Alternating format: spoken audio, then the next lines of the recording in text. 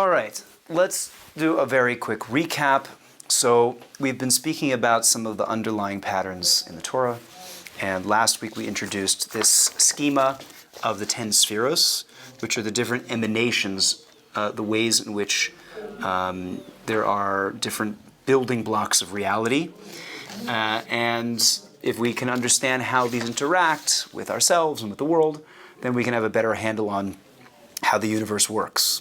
So we spoke about first of all, the dual sides, the two sides of reality to begin with: expansion, inclusion, growth, excitement, passion, inspiration, and on the other side, definition, nurturing, discipline, holding back. All right. And then we added a third element, which is the balance in between the two, the Jacob in between the Abraham and the Isaac, the Sukkot in between the Pesach and the Shavuos, etc., etc. And then last week we added a fourth dimension, which is if you have essentially a right, a left, and a center, you also have the vessel that contains and expresses all of them. And we describe that in some sense as the feminine energy that expresses and manifests, which is kind of instantaneously brought into the world through the masculine. Hello, welcome, welcome. Come on in. Just mind closing the door. Thank you. So, I want to now, I think tonight we're going to close out the numbers, and so I want to do that by looking at the patterns of 5 and 7. So, as happened in the previous time, when we look at patterns of 2, 3, 4, 5, 7, they all become, in a certain sense, simplifications of this stack of 10. So if I say 2, I'm talking about these 2. If I say 3, I'm talking about these 3. If I'm talking about 4, I'm talking about the right, the left, the center, and the bottom, right? Now, if I'm going to be talking about 5, and we will flesh this out in the next 20, 30 minutes or so, what we're actually going to be speaking about is the top 3, then this whole middle chunk is going to be 4, and then 5 is going to be on the bottom. And I'm going to explain why that is and how that works. But essentially what we're adding is the following. We're saying that the first 3 represent the attributes of, we said these are the intellectual, right? The cognitive. So these are the things where things are cooking, right? But they haven't yet been brought out into something real. The fourth one is going to be something where I've actually fleshed it out on a more an emotional level. And then the fifth one is going to be where I actually make it real. Okay? So I want to explain this by offering a very real-life, tangible example. And the way we're going to do that is by opening up the Chumash, and we're going to look at the very first pattern of 5 in the entire Torah. So the place that we find that is on page, the good old blue stone Chumash. Is this the blue stone Chumash you guys came to know and love in your synagogue, sitting there, reading through it, not knowing what was going on? Yeah, wondering how many pages left until Kiddush. Yeah, that was my synagogue experience. Yes, exactly. So we're going to be on page 4, okay, or page 3, really, page 3. So really, really right at the beginning, on day 1. So what we're going to do is a deep dive on the creation of light. As I promised when I was introducing the topic tonight, we're going to try to identify the 5 stages of creativity. And if you want to learn how to create anything, the way to do that is to go back to the first time anything is created in the Torah. So the first thing that was created in the universe was light. So if we can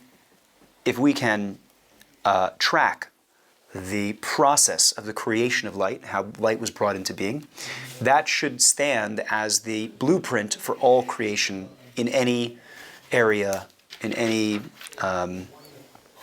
arena. There's kind of a common rule, a rule of thumb in the Torah, which is that the first time you see anything, that becomes the blueprint for any time you see it forever, right? So the first time you see the word good that's like the essence of good, right? So the first time you see the word joy in the Torah that says something about what joy is. So the first time you see a process of creation, that's going to tell us what creation is. So let's take a look. There's 3 verses here, very simple. God said, "Let there be light," and there was light. God saw that the light was good, and God separated between the light and the darkness, and God called to the light day, and he called to the darkness night. Now, quick, how many times does the Torah use the word light? Whatever. Here, in these 3 verses. 5 times. 5 times. Yeah? God said, so let's track them. God said, "Let there be light," is number 1. Number 2 is, "And there was light." God saw that the light was good. And God separated between the light and the darkness, and he called to the light day, and the darkness he called night. So that's the process of 5. Okay? So somehow these 5 instances of the word light, the Medrash says, is actually the blueprint for the entire creative process. Now, the way in which it says it is something very interesting. The Medrash actually says that these 5 uses of the word light, the Medrash, so whenever we darshan, whenever we homiletically extrapolate a deeper meaning from the text, almost always the reason is because there's something in the text that doesn't make sense. There's something that's either grammatically incorrect or superfluous or lacking or something that could be misunderstood, right? So the Torah is, let's call it a 4-dimensional document in a 3-dimensional world, which means that if you overlay, like if you ever create those cubes, if you ever draw a 3D cube, right? On paper, you can't actually draw dimensions, so it looks like you have 2 different sides on top of each other, right? So the same thing is true in the Torah. When you want to convey 4 dimensions of information in only a 3-dimensional space, you have to overlay things on top of each other so that it sounds like they don't actually make sense.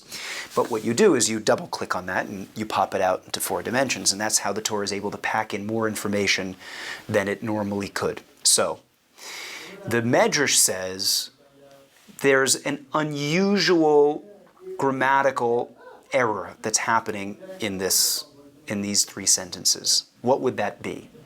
If you were a grammar teacher or an English teacher, how would you mark up these verses and say, you didn't do it right? So instead of referring to the concept as it calls it by name every time. The antecedent, right? All we need is one antecedent and then pronouns. And that's a much more effective way. It is unnecessarily bulky to refer to light as light every single time. It's like saying, I saw Zach in the street yesterday, and Zach was looking really good, and I actually said to Zach, "Zach, by the way, you look very good." And Zach responded to me, "Thanks, I've been working out." And I said, "Zach, where do you get your nutrition information from?" And Zach actually told me that Zach's trainer is actually a professional. So that's a ridiculous way to speak, right? So the same thing is true here. All we have to say is, God said, "Let there be light," and there it was. And it was so, right? And he saw that it was good, and he separated between it and the darkness, and he called it day. Yeah? And instead, it uses the word light multiple times and comes along the Medrash and says, there's more information here that needs to be mined. So the Medrash says, these 5 instances of the word light actually correspond to another time that we see the number 5 come up very prominently. What do we know there are 5 of in Judaism? Books. 5 books of the Torah. And the Medrash says these 5 uses of the word light correspond to the 5 books of the Torah. So our job tonight is going to be to try to figure out how do they match. So you go ahead. Take the person next to you, think about it for 2 minutes, see if you can figure out how does one reflect Genesis, Exodus, Leviticus, Deuteronomy, Numbers, right? Bereshit, Shmos, Vayikra, Bamidbar, and Devarim. Okay? I'll see you back in 2 minutes. Go for it. Okay, so the first one's easy. Yeah. Sammy, Right, what are you saying now? Bereshit means beginning, right? So the first word is the beginning of the process. Okay. The beginning match up to the 5 books. No, we missed one. Oh, I think the first one is the first, huh? So that's the beginning. Okay, so yeah. The first one could be... Shemot is Exodus. Exodus is to do with... I'm going to have to do I'm going to have to stretch it here. Huh? Well, I think like separating between the light and the darkness, I think could be... Okay, so... Rachel, I'm going to be the Jewish grandmother. Eat, come, you're skin and bones. What are you doing? You What, your mother doesn't feed you? You whispering, is it rude? Is like more How did everybody hear disruptive than you. Actually, Well, now we you all know, it's like... Do I eat? Yeah. When in doubt, always eat. Okay, for everybody. Okay, so... First word is the beginning, Okay. Genesis. The second word in Exodus, so God created the world and then he created a people, or his people came into being. So the second word is the implementation. So that was, and there was light. Good. Then third sefer is mostly about laws, the wandering the desert, traditions, the kotel. So God saw that light was good. So this is the creation of meaning for the light. In other words, this is the actions of the Jewish people in the desert. Yes. Worshipping God. Then the fourth one is the separation between light and darkness. I think the separation between them... I'm going to be honest, I don't know much about what happens in the Okay. That's the point I just got. I was thinking everything, oh yeah, the Exodus and everything, and then there's The separation is Exodus, huh? There's censuses. No, the separation is the fourth one. So that's Bamidbar, that's Numbers. What happens You're saying they go in chronological order? Yeah. It's a chronological order. Takes out all the easy parts. But I'm asking you, how does it track on? How do these things represent the five books? Like the key points. Okay, fine. So we'll have to go through it. But to give you the cheat sheet here, what happens in Bamidbar is basically everything goes to pot, right? So they complain in the desert. Then they send the spies into Israel. They're condemned to spend 40 years in the desert. Then Korach's rebellion. So it's a whole... It's one series of unfortunate events after another. This is in Bamidbar. Oh, so it could be like separating between the light and the darkness, being like this is what's meant to happen, and then this is what's not happening. Okay. And then the final one. It's like a recap. There was light. It was called day. Or like God if called there's to the light and darkness, you have So vision. God calling to the Jewish people, giving them a mission to continue into the future. Okay. All right. Fine. So sounds like people are on the right track. All right. So let's come back together and see what we got here. Okay. So God said, "Let there be light." How does that reflect Bereshit, Genesis, the book of? It's literally creation. It's literally creation. Okay. Fine. And then there was light. That's Shmos. So how does that reflect Exodus? That's an interesting one. Movement of the people. Yes? I would say that it seems like a repetition here. So it says God created light and then there was light. It should be obvious that if God Well, created... God said, "Let there be light," and there was light. Yeah, so if God is omnipotent being, it should be obvious that if God said, "Let there be light," then there would be light. So I would say that... So it's a fascinating thing just in general that God even needs to speak, right? Why not just poof, there's light? It's a very strange way to do that. He's narrating it for us. Yes, so there is another good principle to remember in the Torah, which is that anything that God does that could be done in a simpler way is intended for instruction. So for example, you could ask, why does God need 7 days to create the world? You could do it in half a second or less. And the answer is because there is something fundamental about the number 7, which hopefully we'll get to soon, which displays or explains to us the underlying pattern and nature of the world in which we live, that there are somehow fundamentally 7 layers of existence that we need to learn about.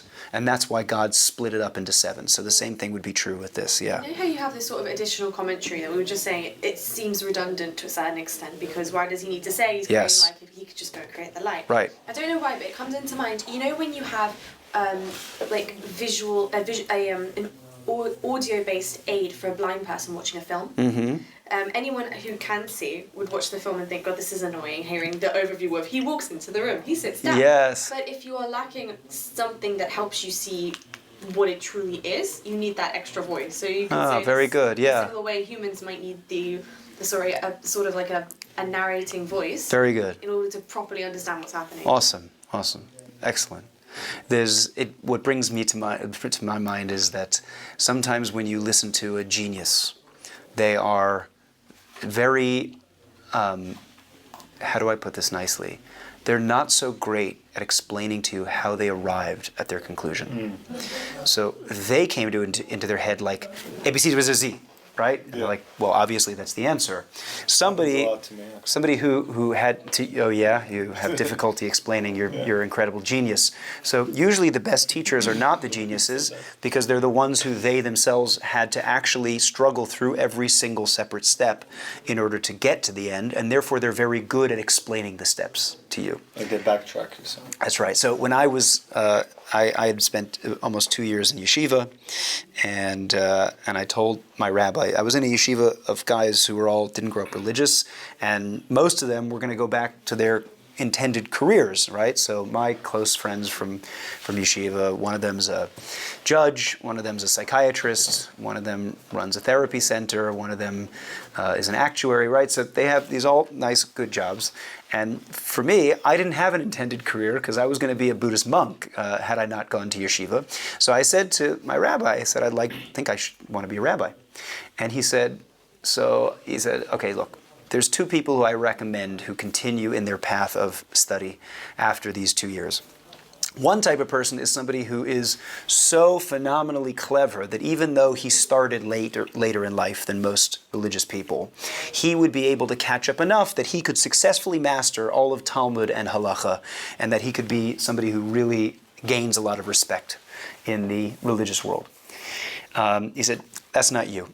Then he said, but there's another type of person who has the ability to explain well and give over ideas in a way that other people can understand. And he said, I think that you could do that, and therefore I'd say go for it. So I'm still learning how to do that, but I think I've had a bit of practice. So I think the idea applies here. You're exactly right, Rachel. So God himself doesn't need to break down the process of creating anything. But in addition to being the greatest creator of them all, he's also the greatest teacher of them all. And therefore, he explained to us how to do it. So the first thing in the creative process is God says, let there be light. Before anything has been created yet, God expresses the idea. And therefore, in our creative process, the first act of creation is not what happens when we write something down on the page or when we put the hammer to the nail, right? The first act of creation is always, oh, I have an idea. I have that epiphany. Yeah. But in the beginning, it says he created heaven and earth first before life. So. Okay. I want you to tell me, on what day did God create the heaven and the earth? Was that before? No, go ahead. You find it. It's in there. So for lack of time. Sort of like coming up to here, is that okay? What is? The camera angle. What, it's cutting off my head? Yeah, you have like no forehead. Oh no. Okay. You want to just tweak it a little bit? There you have a forehead. Thank you. Now I can think. So I'll tell you just to save some time. Day 2, it says God created the heavens. And on day 3, it says God created the earth. So what does it mean that in the beginning God created the heavens and the earth? And the answer is, we're going on tangents here. The answer is that if you read it in the original Hebrew, it does not say in the beginning God created the heaven and the earth. It says in the beginning of God created the heavens and the earth. I'm not joking. The first word of the Torah is grammatically incorrect. And therefore, it really requires a big deep dive and a double click on what it's actually saying. But it is not actually saying that God created the heavens and the earth. The best way to translate it, if you didn't want to go on a much deeper level, is the way that it's translated here is, in the beginning of God's creating the heavens and the earth. Yes? Okay. We just learned that everything is there on purpose. Now, yes. Oh, it's very on purpose. It's very on purpose. There's an entire Rashi on it. There's tons and tons and tons of commentary on this grammatical inconsistency right at the beginning of the Torah. It's the But active participle.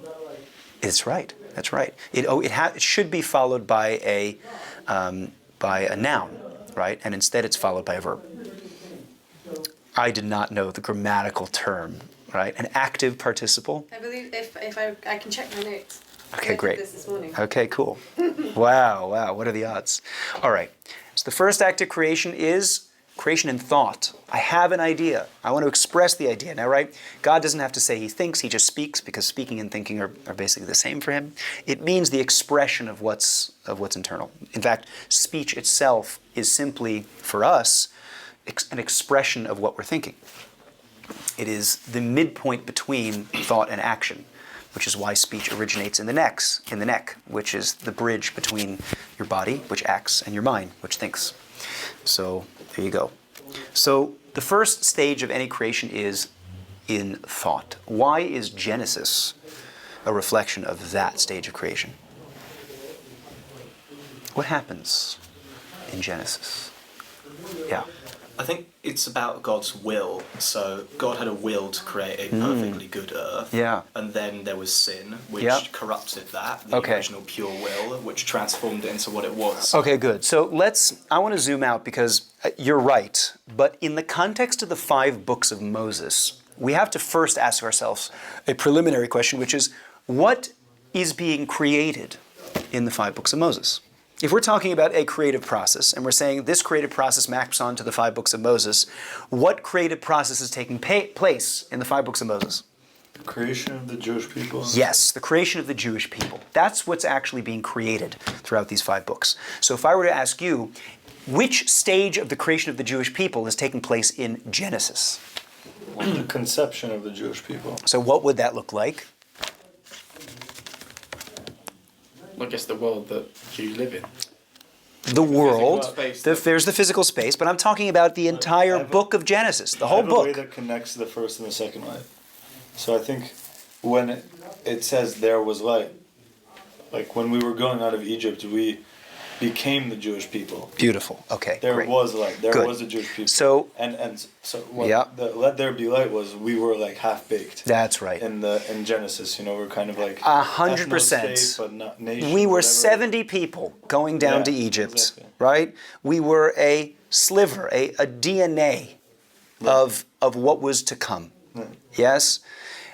All the patriarchs and matriarchs, these are just the conceptual building blocks of what the nation of Israel would one day become. Only when you get to Exodus, it's the first time referred to as an as a people, right? We become solidified at Mount Sinai, and that is our shining moment. That's where we really become the nation of the Jewish people. So, very good. It maps on perfectly. God said, let there be light. I have this idea. Look at all these beautiful people: Abraham, Sarah, Isaac, Rivka, Rachel, Rebecca. I said Rebecca already. Leah, Jacob, and these are going to be the forerunners of what this idea of the Jewish people is going to be. And then we're going to make it. Let there be light. Fantastic. Good. Now, what happens in book 3? What's book 3 all about? Vayikra, Leviticus. Which laws? Temple. The laws surrounding the temple, the tabernacle, the Mishkan. So there's all the sacrifices, there's the laws of the Kohen, there's the laws of the Levi. Okay? Now, what is stage 3 of creation? What happens here? What is stage 3? God saw that the light was good. Okay, so stage 1 is we have an idea, a picture in our head in theory. Stage 2 is put pen to page, man. Just first draft. Let's see what comes out. Stage 3, how would you describe stage 3? God saw that the light was good.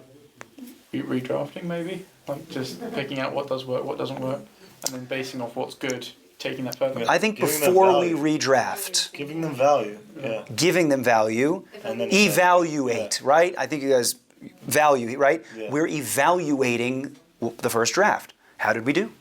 What was it? You're looking through it and you're kind of marking it off with a pen at this point. You're saying, is this good? Does it work? Right. Fantastic. But when we get morals, when we get laws, that is where we get our values. That's what Yeah, I'm but we're saying. not getting, but it's, so you're right. But I'm saying, I want to abstract this a bit more, right? I want to say, in the stages of the creation of light, what has just happened? He thought light into being, he created light, and then he evaluated it, right? How is the light? It's good. Great. Fantastic. All right.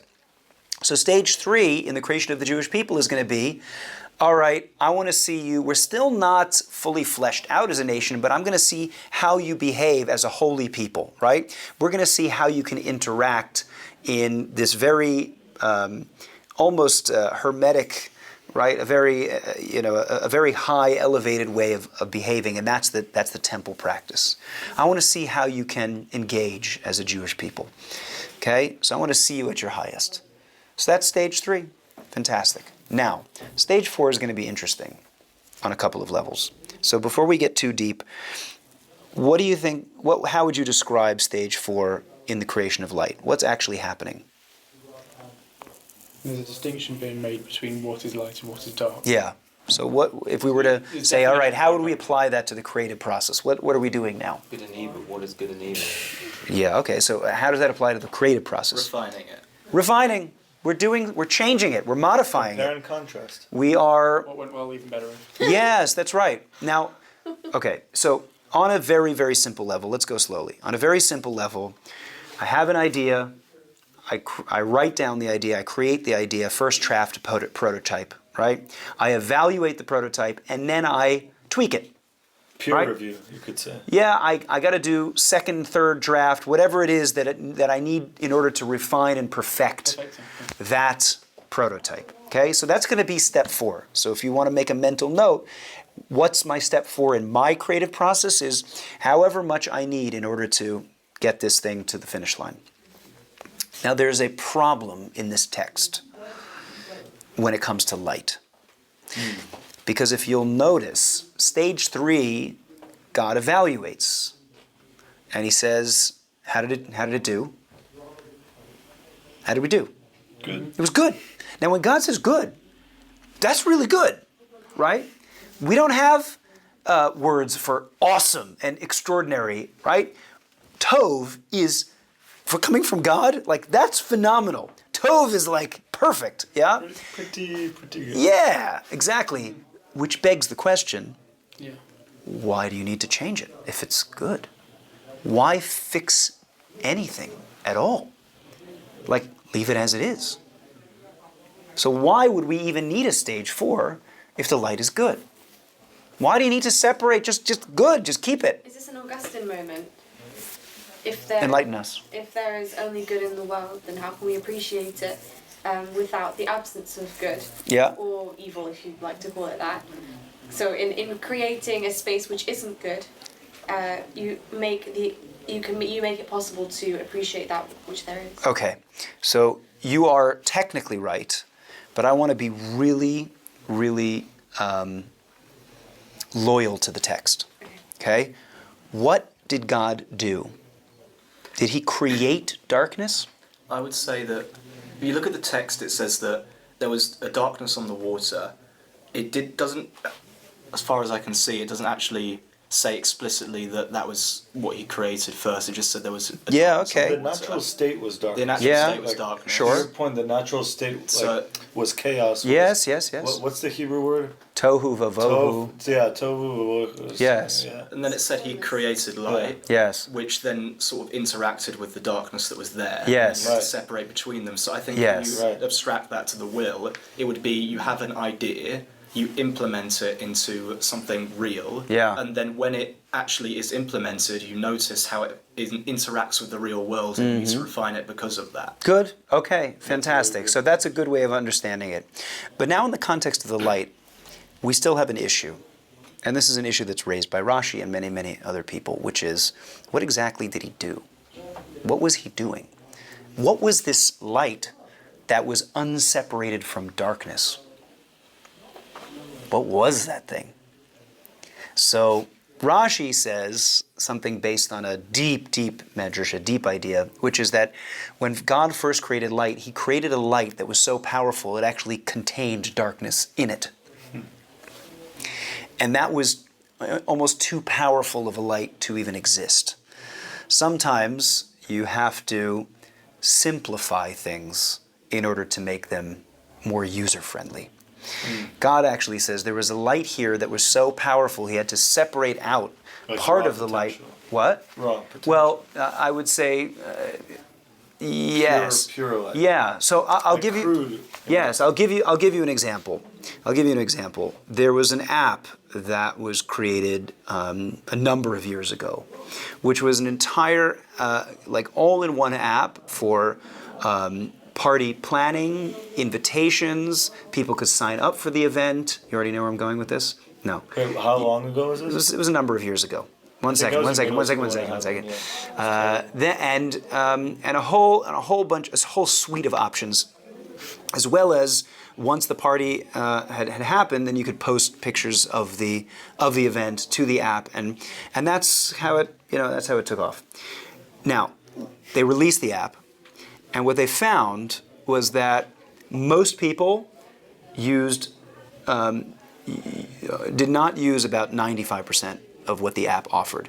There was only one part of the app that people actually used, which was the posting photos after the event.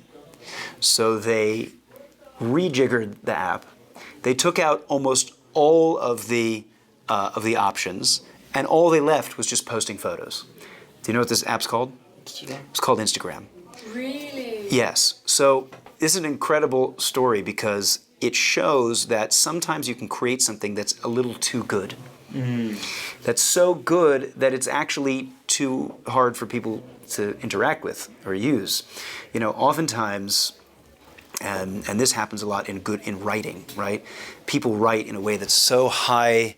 The language is too hard, the vocabulary, people can't read it. Like the pedantic professor who can't communicate. Yeah, exactly. So oftentimes it's just a question of simplifying and simplifying and simplifying. Yeah. So this is essentially step 4 for God, right? God creates a light that's so good that it's actually too good.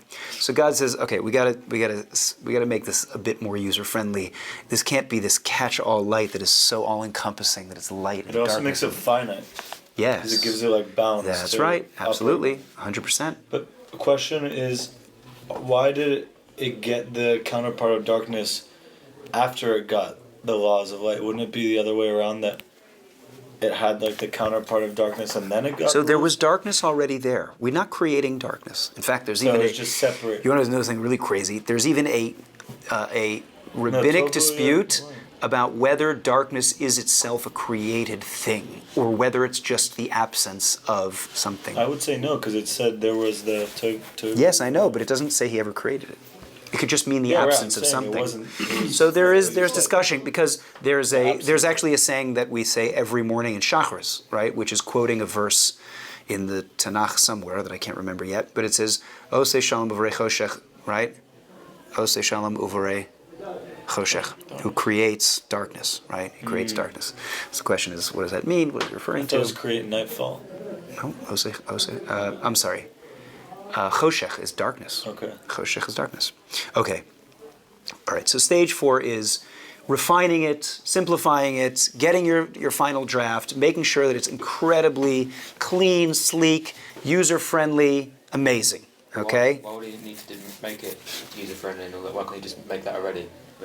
That's good. Perfect light. Goes back to our principle of friendly. anytime God does something that he doesn't, where it's too many steps and he doesn't need to do, it's in order to teach us. He's teaching us how to create. Why did God call the light good before he separates it? Because it was That's what I was good asking. on a fundamental level. On an objective level, it was tov. It was insanely good. But that just because something is like shockingly awesome doesn't necessarily mean that that's the way that you're supposed to release it to the public. If you can get that. Yeah. The great, right? So, no, you're not with me. If God is calling something good, Okay, I'll tell you a deeper answer. Rashi says that the original light that was created was called the Or Haganuz, the light that was hidden. Because God said this light is so beautiful and so powerful, most people in the world don't actually deserve to interact with this light. So he says God hid this light for the tzaddikim, for the righteous. Now, whatever that means, what he's saying is there's a light that's so beautiful and so good and so powerful that eventually we want to all be able to get to that light. But we can't handle it yet. Right? So there's also something to be said for the fact that... Because if we were just shown the light, like if God opened the That's curtain and right. showed us the light, we would Right. just like You don't sit a bunch of... want to do Torah mitzvahs. You don't sit a bunch of 6-year-olds Go blind. into Richard Feynman's class on physics, right? It's just not going to go. be funny though. What? It would be funny. Now I have a funny story about that. One of my rabbis was the youngest person to graduate from Princeton, and he studied physics, and they used to take classes with Professor Richard Feynman, which is a pretty cool thing to be able to take class with Professor Feynman. And all of the physics students used to attend another class that Professor Feynman taught, which was called Physics for Poets. And this was the introductory physics class for non-physics majors. So people who wanted to just get a kind of a lay of the land of what physics was, they would go to Professor Feynman's class, Physics for Poets. But all of the physics students wanted to go to this class because they were in awe at Professor Feynman's ability to explain the most complicated topics to people who didn't study physics. And they learned more about physics by what he taught and how he taught it than when they went to his regular classes on physics. Now that's amazing. That's really, really cool. So you can actually learn more by watching a real professional be able to teach something on a very simple level. That's in essence what Aish does. Yeah. It breaks down. No, you're absolutely right. Torah to people who are less But it's, religious. yeah, and it was a big learning curve for me when I first got here because my classes when I started were way too complicated. Because I was just coming out of yeshiva. I was like, let's do it, man. And then you realize that it's actually more beautiful if you just let's start with the foundational questions and start with that. And then, yeah, exactly. Okay, stage 5. What's stage 5 of the creative process? You have thought about your idea, you've created the first draft, you've evaluated the first draft, you've then re-tinkered with that prototype and made it better and better and better until it's totally ready for market. Now what? What's left? Final delivery, actually putting it out. Well, what you tell me, Zach, what is happening what is happening with the 5th mention of the word light? He's giving like the application day. He's saying like this is your purpose. Okay. All right, so you're saying he's giving it a purpose. He's consolidating it. He's consolidating. What's he doing? I want to, very simple, without reading too much into the text, what does God do? Das. Simple, Alan. What is he doing? He integrates it. He gave it a name. Thank you. He gave it a name. He gave it a name. What did you say? You did say that? No. Don't get credit. Yeah. We were thinking. He gave it a name. He gave it a name. Why is that a stage of creation? You give people names. It's like when you're born. But that's like an afterthought. Like, come on. The title of the It draft. summarizes your entire what your will is into one word. Yeah. So if you name something, it's the most pure form of its intent in the All right. world. I'll make this easier. Apply this to the creative process, right? We're here making our prototype, whatever it is, Playmobil, whatever it is that we're making, right? And we've finished it to perfection. It's amazing.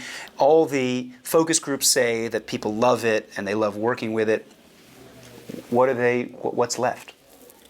It could be like when you're writing a project for uni and you don't want to give it a name yet. So the document on your computer is like 01 and then 02 and then Okay. No, sure, you give it a name, a title, you sign and off. then the one that you submit you call final project for da da da da. Yeah. What does a You're name teaching it do? to others in a What way does a that they can name do? understand. Give it purpose. A It label. attracts the right people. It identifies it in a way that is Identity. uniquely attributable to it. You guys are all basically saying the answer. We're going for branding here. This is branding. You are. PR. That's right. But what a name of a product is, or what a name of a final draft of an essay is it's the way in which the user or the receiver, that's the way they grasp it. That's the way they look at it. You're presenting it. They don't know what it is called, right? And a name has so much to do with the way in which somebody looks at or understands or appreciates a particular product or an essay or a song, right? It's the first thing that comes into their head. You're making it totally accessible to them. You're showing them the way it's meant to be used. Yeah.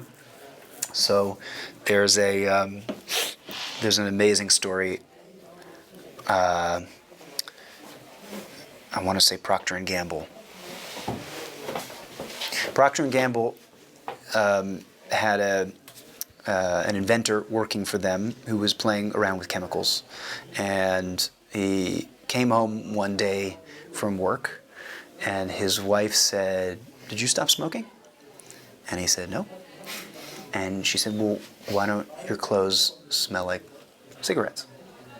He said, "Huh."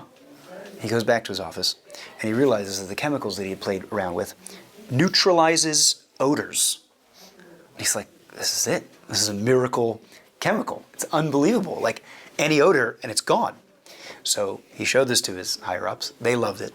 They're busy trying to figure out, okay, what is the packaging going to look like? How are we going to do this? We're going to roll it out. Amazing, fantastic. Okay, time to test it with people. They give a whole bunch of test subjects this bottle. They say, go for it, go use it.